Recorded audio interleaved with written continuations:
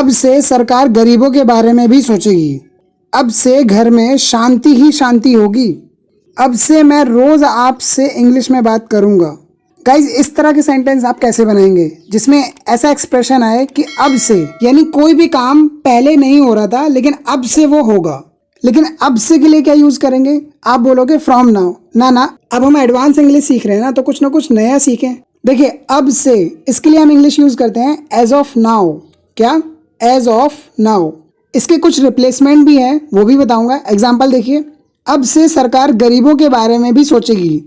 As of now government will also think about the poor.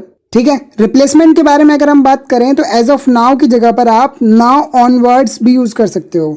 ठीक है। Now on words को हम short में नाउ ऑन भी यूज कर लेते हैं। जैसे now on government will also think about the poor. Okay, अब ये एग्जाम्पल आप बनाइए। अब से मैं रोज आपसे इंग्लिश में बात करूंगा। गाइज, ये फ्रेज देखो, बहुत ही इंटरेस्टिंग है। अगर मैं कहता हूँ वह मेरे बारे में छोटी से छोटी बात जानती है, मुझे तुम्हारी छोटी से छोटी बात पता है, मैं इस फील्ड की छोटी से छोटी जानकारी रखता हूँ। गाइज, क्या आप इस तरह के सेंटेंस बना पाएंगे? अगर नहीं तो डोंट वरी, मैं बताता हूँ। उससे पहले चैनल सब्सक्राइब कर लीजिए, बेल आइकन नोटिफिकेशन ऑन कर लें ताकि मेरी वीडियोस आप तक पहुंचती रहें। देखिए, छोटी से छोटी बात के लिए एक फ्रेज यूज करते हैं। वो फ्रेज है ins and outs. Ins and outs. अब एग्जाम्पल देखिए, समझ जाएंगे। मुझे तुम्हारी छोटी से छोटी बात पता है। I know your ins and outs. मैं इस फील्ड की छोटी से छोटी जानकारी रखता हूँ। I have got ins and outs of this field. मैं इस कंपनी में 5 साल से काम कर रहा हूँ, तो मुझे इसके बारे में छोटी सी छोटी चीज पता है। I have been working in this company for 5 years, so I know ins and outs about it. Guys, अब ये सेंटेंस आपके लिए। वह मेरे बारे में छोटी सी छोटी बात जानती है। फिलहाल तुम घर जाओ, मैं सब संभाल लूंगा। फिलहाल इसे छोड़ दो, हम इसे बाद में करेंगे। वो फिलहाल दिल्ली में रह रहा है। गाइज, क्या आप इस तरह के सेंटेंस बना पाएंगे? देखिए, किसी भी सेंटेंस में कुछ समय के लिए या फिर फिलहाल के लिए ऐसा एक्सप्रेशन आए तो आप एक फ्रेज यूज करेंगे, फॉर द टाइम बीइंग। क्या यूज करेंगे? For the time being. अब एग्जाम्पल देखेंगे तो बिल्कुल समझ जाएंगे। देखिए, फिलहाल तुम घर जाओ, मैं सब संभाल लूंगा। Go home, for the time being I will handle everything. फिलहाल इसे छोड़ दो, हम इसे बाद में करेंगे। Leave it for the time being, we'll do it later. बाद में उससे बात कर लेना, फिलहाल उसे जाने दो। Talk to her later, let her go for the time being. Guys, ये सेंटेंस आपके लिए। वो फिलहाल दिल्ली में रह रहा है। Comment your answer in comment box. तुम क्यों उनके बीच कबाब में हड्डी बन रहे हो? मैं उनके बीच कबाब में हड्डी नहीं बनना चाहता। तुम लोग बातें करो, मैं यहाँ तुम्हारे बीच कबाब में हड्डी नहीं बनूंगा। गाइज, क्या आप इस तरह के सेंटेंस बना पाओगे जिसमें यूज हो रहा है फ्रेज कबाब में हड्डी? देखिए, कबाब में हड्डी को इंग्लिश में हम बोलते हैं to become a third wheel. क्या बोलते हैं? To become a third wheel. इसे to become a fifth wheel भी बोला जाता है। वो आपकी मर्जी है, आप जो भी यूज करो। मैं थर्ड व्हील यूज करूंगा क्योंकि मुझे यही पसंद है। अब एग्जाम्पल देखो, तुम क्यों उनके बीच कबाब में हड्डी बन रहे हो? Why are you becoming a third wheel between them? मैं उनके बीच कबाब में हड्डी नहीं बनना चाहता। I don't want to become a third wheel between them. Guys, अब ये सेंटेंस आपके लिए। तुम लोग बातें करो, मैं तुम्हारे बीच कबाब में हड्डी नहीं बनूंगा। Comment your answer in comment box. हमारी सहायता करना उसकी दयालुता है। यहाँ से रास्ता खोजना मोहन की चतुराई थी। गलती करना उसकी लापरवाही थी। गाइज, इस टाइप के सेंटेंस आप कैसे बनाएंगे? देखिए, बहुत ही सिंपल वे में मैं समझाता हूँ। गाइज, ऐसे सेंटेंस बनाने के लिए एक स्ट्रक्चर देता हूं मैं आपको। ये रहा वो स्ट्रक्चर। देखिए, इट के बाद आपको हेल्पिंग वर्ब लगानी है। इज, एम, आर, वॉज, वर, जो भी आए वो लगाना है। उसके ठीक बाद आपको वो एडजेक्टिव लगाना है जो सेंटेंस में एडजेक्टिव दिया है। कुछ भी हो सकता है, दयालुता, चतुराई, लापरवाही, बेवकूफी, कुछ भी हो सकता है। और उसके बाद ऑफ लगाना है और फिर वो पर्सन लगाना है। Of him, of you, of Mohan. इस तरह से स्ट्रक्चर यूज करना है। अब देख लेते हैं एग्जाम्पल। हमारी सहायता करना आपकी दयालुता है। It is kind of you to help us. यहाँ से रास्ता खोजना मोहन की चतुराई थी। It was clever of Mohan to find the way here. गलती करना उसकी लापरवाही थी। It was a careless of her to make a mistake. Guys, ये स्क्रीन वाला सेंटेंस आपके लिए। वो कोई और नहीं बल्कि तुम्हारा भाई है। वो कोई और नहीं था बल्कि तुम्हारा दोस्त था। वो कोई और नहीं बल्कि मेरी पड़ोसन थी। गाइज, क्या आप इस तरह के सेंटेंस बना पाएंगे? देखिए, जब भी हिंदी में ऐसा एक्सप्रेशन आए, कोई और नहीं बल्कि, तो इसके लिए हम एक एडवांस स्ट्रक्चर यूज करते हैं नन अदर देन, क्या यूज करेंगे आप? None other than. Okay, now let's take some example for more clarification. वो कोई और नहीं बल्कि तुम्हारा भाई है। He is none other than your brother. वो कोई और नहीं था बल्कि तुम्हारा दोस्त था।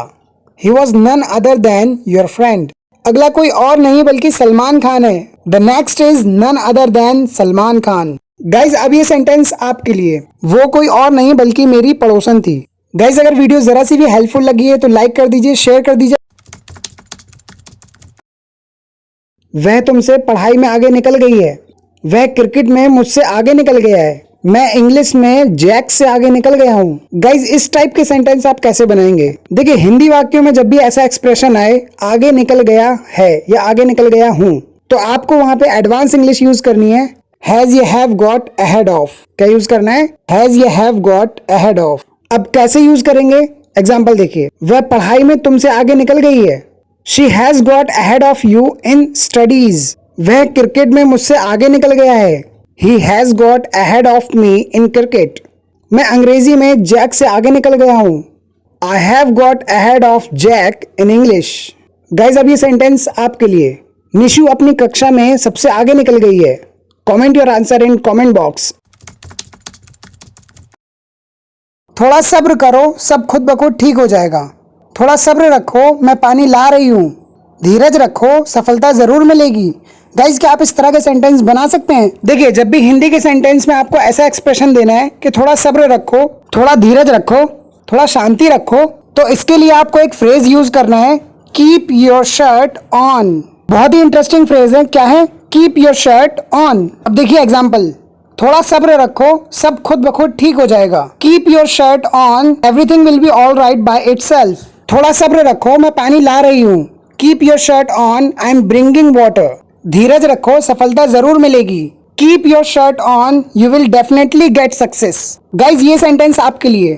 थोड़ा सब्र रखो, मैं वहां 10 मिनट में पहुंच रहा हूं। Comment your answer in comment box. Guys ये सेंटेंस देखो, प्लीज मुझे इस मुसीबत से बचा लीजिए। अब तो भगवान ही तुम्हें इस मुसीबत से बचा सकता है। मेरे दोस्त ने मुझे मुसीबत से बचा लिया। गाइज क्या आप इस तरह के सेंटेंस बना सकते हैं? देखिए मुसीबत से बचाना, इसके लिए हम एक फ्रेज यूज करते हैं, late somebody of the hook. क्या फ्रेज है? Late somebody of the hook. अब देखिए एग्जाम्पल, कैसे इसका यूज करें।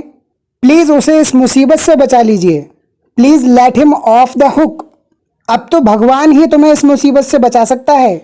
Only God can let you of the hook. समझ आ रहा है ना? मेरे दोस्त ने मुझे मुसीबत से बचा लिया, ये पास्ट टेंस में है।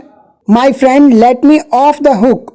यहाँ पे लेट सेकंड फॉर्म है, ध्यान देना है। Let let let second form भी लेट ही होती है। अब ये सेंटेंस आपके लिए। अब तुम्हें इस मुसीबत से कौन बचाएगा? Comment your answer in comment box. वह सिंगिंग के मामले में सबसे अच्छा है। एजुकेशनल क्वालिटी के हिसाब से यह स्कूल इतना अच्छा नहीं है। पढ़ाई के मामले में वह कच्चा है।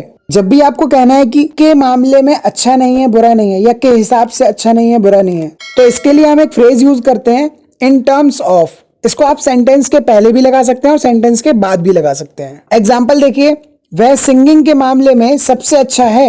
In terms of singing he is the best. Educational quality के हिसाब से यह स्कूल इतना अच्छा नहीं है। This school is not so good in terms of educational quality. पढ़ाई के मामले में वह कच्चा है। कच्चे का मतलब यहाँ पे रॉ से नहीं है, यानी कि कमजोर है, तो हम ऐसे बनाएंगे, he is poor in terms of studies. Okay, अब ये सेंटेंस आप बनाइए। यार तुम पैसों के मामले में बहुत कंजूस हो। Translate this sentence in comment box. Guys video पसंद आई तो लाइक कीजिए, शेयर कीजिए, चैनल पर नए हो तो सब्सक्राइब कर लीजिए ताकि ऐसी और एडवांस स्ट्रक्चर्स आप मिस ना करें।